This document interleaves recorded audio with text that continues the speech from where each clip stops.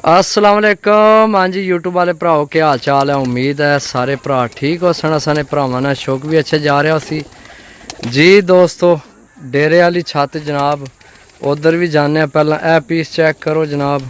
उड्डे died कबूतर इन्होंने ते बस किसी वजह तो जनाब ख़त्म कर रहे हैं। इन्होंने मेन कबूतर नहीं बैठ सकिया जिस वजह तो जनाब इन्होंने शौक हूँ थोड़ा फिक्का पै गया आने जनाब देने सारे ठीक है। तो डेरे वाली छत है देख लो अगे पिछे सारे सही है। डेरे वाले कबूतर ने जेडे भरा ने सन जनाब डेरे वाले ए आ गए ने जनाब। डेरे वाले चेक करो जनाब टोटल यंग कबूतर जनाब। कोई जनाब यानी कि ए कबूतर लेकिन ये भी बुढ़ा नहीं आ सकने तुसी।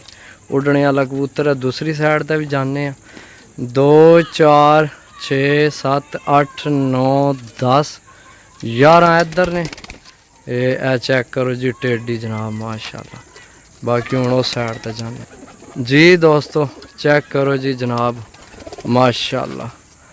चपरा भी है जी ए लो ए चपरा भी है तो माशाल्लाह जी। ए फुल्ला कबूतर चेक करो जी सही है। डेरे वाली छत है चेक करो अगे पिछे सारा समझो बार बार है पिंड विच छत ना। तो ये टोटल 21 कबूतर ने सही है।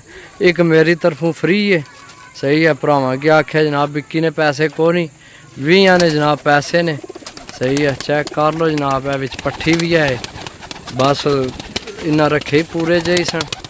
तो ये जनाब हूँ सारी छत लेन ख़त्म करन सही है।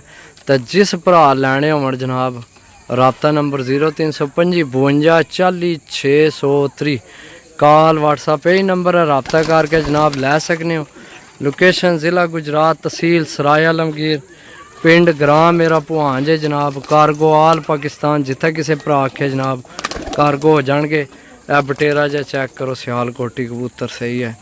ए चपरे जनाब ये मेरा ख्याल है नारे या मादी कन्फर्म नहीं। उधर मेरा ख्याल है मादियाँ ने ए नार ने शायद या कन्फर्म नहीं। चेक करो जी कबूतर माशाल्लाह। बाकी लेना देना नसीब है सही है। ए सीज़न तो इन्ना हले को नहीं कड्डे तो वह दूसरे कबूतर कड्डे सन वो भी अच्छे उड़ने रहे लेकिन बस वक्त तो पहले जनाब शो ख़त्म हो गया। बाकी जनाब अल्लाह पाक तो अपने ज़ुबान च रखे ओके अल्लाह।